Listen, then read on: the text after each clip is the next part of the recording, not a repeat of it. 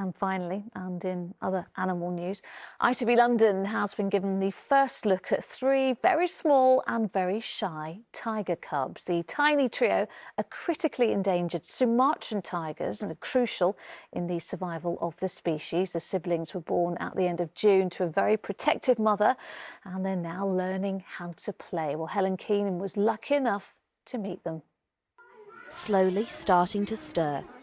At just 5 weeks old, these bundles of fluff are crucial to saving the Sumatran tiger species. Critically endangered, their birth at London Zoo is a boost not only to their breeding programme, but across the world.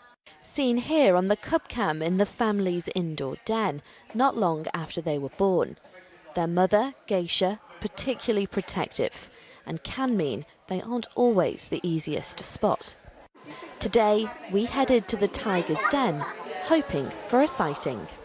So what do you think the chances are of us seeing them today?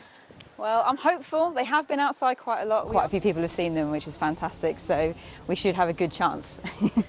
Then she emerged, carrying one cub in her mouth, prowling through their territory, while another was just finding its feet. I mean, they look adorable from a distance, but you've seen them a little bit closer up.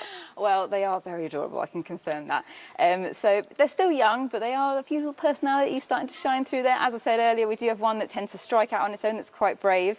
There is one that's a bit quieter. They tend to keep themselves to themselves a bit more.